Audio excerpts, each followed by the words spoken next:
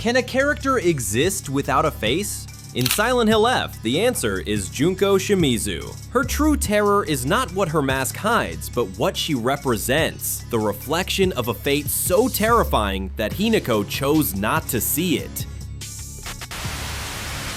Welcome back to Rotten Donut. Today we're discussing Junko, the only character in Silent Hill F who never reveals her face. But she is far more than just a sister and companion to Hinako. She is the distorted mirror of what Hinako could have been had their family's destiny taken a different path. They grew up together, sharing games, secrets, and fears in an intimacy that their family tradition eventually poisoned. Both are trapped in the dynamics of their lineage, yet their fortunes could not be more unequal. While Hinako was blessed by the stars, or by her blood type as the in-game notes suggest, Junko represents the path of forced assimilation. The relationship between the sisters is deeply fraught with ambivalence. A constant clash between the affection they share and the harsh reality of the roles imposed on them by their family. To understand Junko Shimizu, you must first look beyond the mask. That tense expression, the curved beak, the bulging eyes. They are not a mere design whim. They are a direct echo of a figure from Japanese folklore. The Kotengu, also called Karasu Tengu, the Crow Tengu. In Japanese folklore, the Tengu are half-human, half-bird creatures, powerful spirits that live in the mountains and punish the arrogant. But the Karasu Tengu is their oldest and wildest version. Before becoming the wise, long-nosed, human-faced figures seen in temples and legends, Tengu were more animal than god, and the Karasu Tengu embodied that savage nature. It had the body of a bird with wings, claws, and a face with a beak. It did not teach, it devoured. It did not guide, it punished. It represented the loss of spiritual balance, a spirit that had let itself be dominated by anger, envy, or pride. Over time, the Tengu evolved into the Dai Tengu, adopted a more human-like appearance, and its wisdom became ambiguous. It could either guide or corrupt. The Kotengu, in contrast, was left behind, relegated to the darker myths, associated with violence, punishment, and the corruption of religious duty. They were the fallen monks, the guardians deformed by faith, those who lost their humanity in the name of devotion.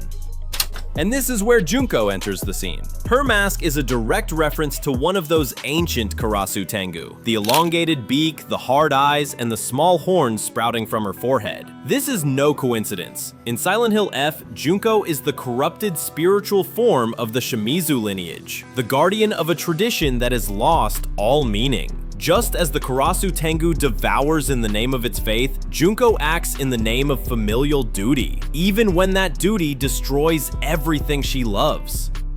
Her story is also etched into her surname, giving us more information. Before marriage, Junko was a Shimizu, a name whose kanji translate to pure water. As we see in the book that introduces the characters, Junko has taken her husband's surname, Kinuta. In Japanese, this word refers to a fulling block used to pound cloth or beat the dust from it. Thus, Junko becomes Kinuta, the mallet that strikes.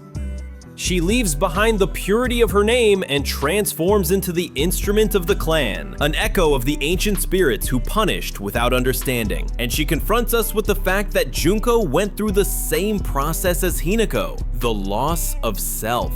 Just as Hinako had her face cut off during the ritual to place the mask of the Fox clan upon her, Junko wears her own. She is no longer the loving sister that Hinako remembered, but the embodiment of blind obedience. A modern Kotengu, trapped in the form of a woman who lost her soul under the weight of ritual. The Kotengu was the punishment for defying the sacred, and Junko is that punishment made flesh.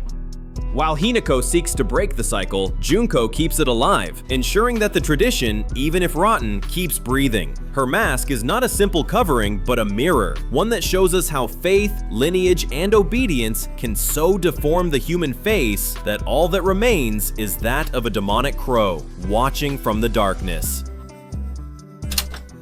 If we examine the Shimizu family dynamics, Junko's role in everything becomes clear. In every playthrough and every ending, Junko insists that the Hinako she knows is very different from the one she is seeing, that she remembers her as a small child. It's crucial to consider these small interactions to understand the game's timeline and our characters' stories.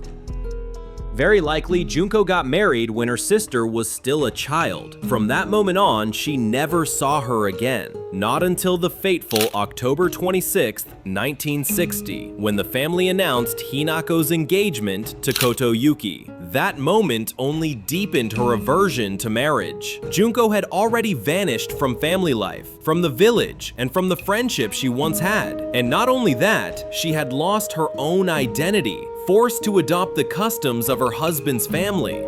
Having seen the harsh reality her mother faced with her father, Hinako was unwilling to lose everything. This is what triggered the events and endings we see in the game. In short, Junko is not just Hinako's sister, whom the years had made unrecognizable in her eyes. The free-spirited passion that once united them now divided them. And in Hinako's eyes, Junko was a Kotengu, a punishing god forcing her to follow tradition.